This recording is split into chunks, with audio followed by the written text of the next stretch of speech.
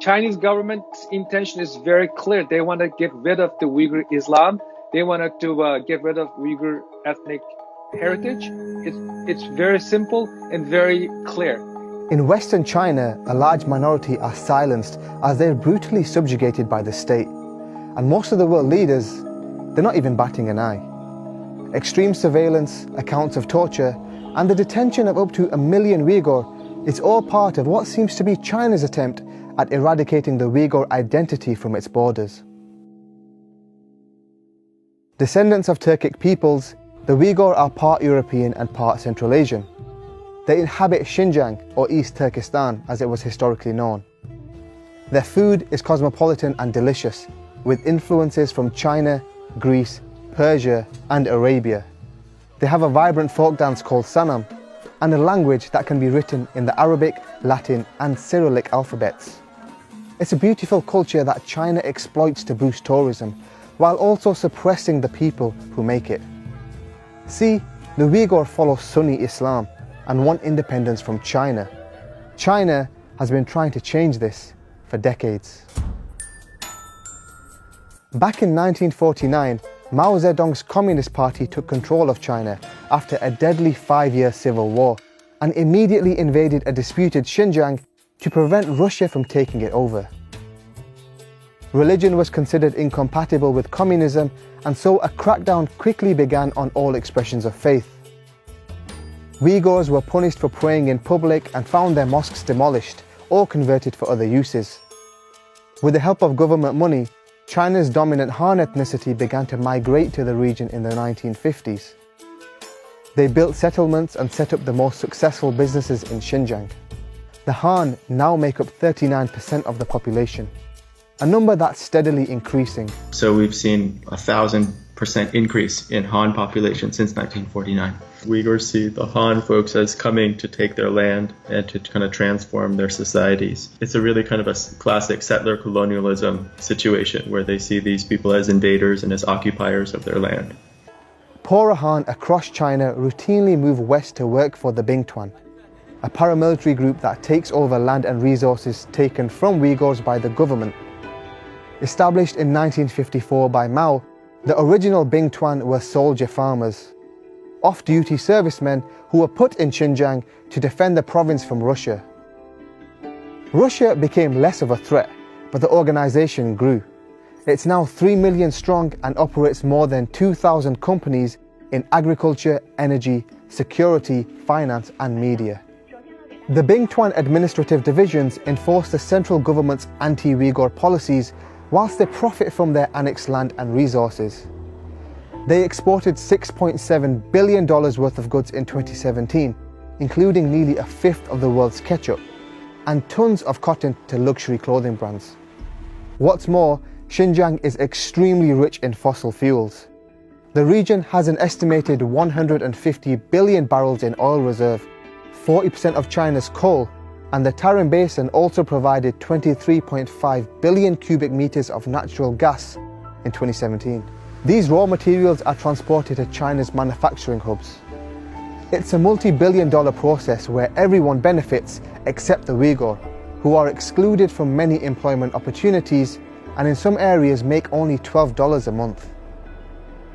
Because almost all these jobs and these resources were going to Han settlers, Uyghurs felt dispossessed. They felt like our land is being taken from us, these natural resources are being taken from our land and we're not benefiting from it. The real consequence though was that the cost of living began to really explode. So because there was all these new Han settlers coming in and they were making quite a bit of money, the prices of products began to rise, and so just basic staples became a lot more expensive. Uyghurs, because they were excluded from the job sector, weren't able to get the revenue they needed, the funding they needed to buy those new products, and so their level of poverty actually increased. For the Uyghur, this inequality and discrimination has led to sporadic bouts of violence towards the Han. In the 80s and 90s, separatist groups coordinated unsuccessful revolts against China. More recently in 2009, over 200 people were killed in riots in the capital Urumqi, and in 2017, 3 knife-wielding attackers killed 8 people in Guma, southern Xinjiang. The government now burn identifying QR codes into all knives purchased by Uyghurs. A handful of Uighur have also been recruited by violent groups like ISIL and Al-Qaeda, giving China a chance to justify their actions against them as fighting terrorism.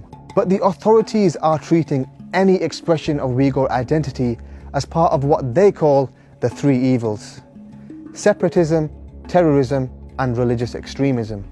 Uighur women have been banned from wearing the hijab, and young men are not allowed to grow long beards. Fasting is prohibited, as are certain Muslim names for newborns, and parents are forbidden from providing their own children with Islamic and Uighur education.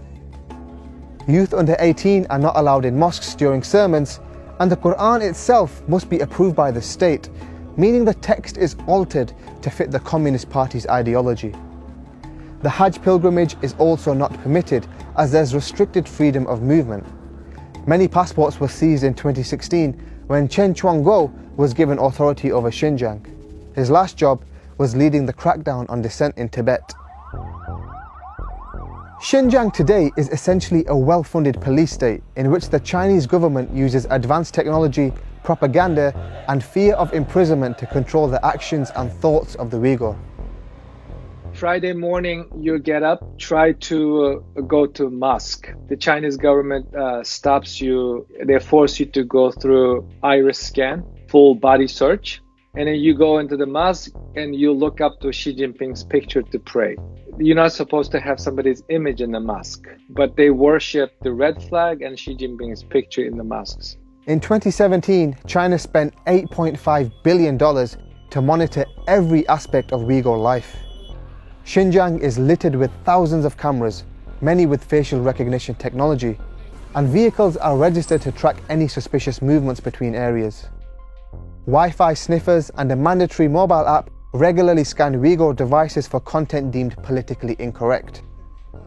Uighur are forced to provide DNA samples, biometric data, and personal information on their religious lifestyle and relationships. The state then decides whether they're safe, and the information is tied to an ID card that must be presented at checkpoints, fuel stations, and even supermarkets. The Uyghurs who are found to be not safe are sent to prison or to re-education camps. Human rights groups report that there are over 1 million Uyghurs in these internment camps. China calls them vocational training centers.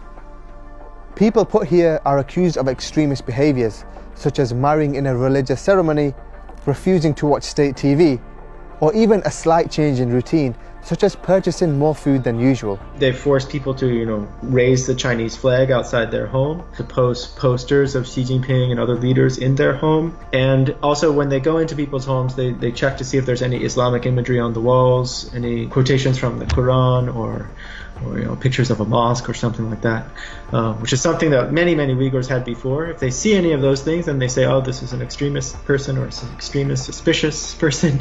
Sessions in the camps include praising President Xi Jinping, studying communist propaganda, and criticizing their own Uyghur language, culture, and religion.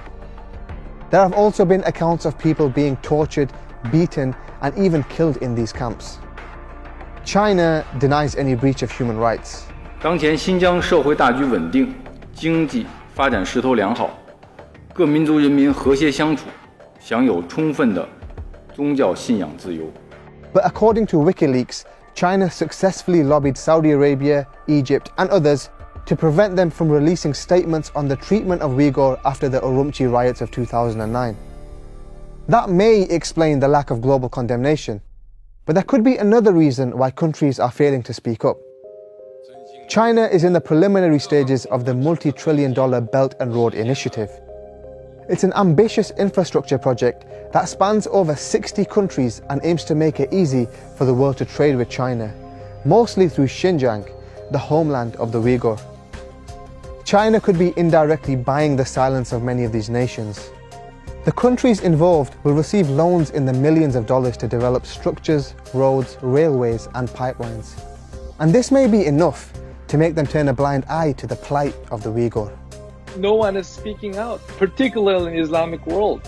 Where is Saudi Arabia? Where is Turkey? Where is Iran? Where is King Abdullah of Jordan? Where is the outcry? The Chinese government is calling your religion as a mental disease. Where is the outcry?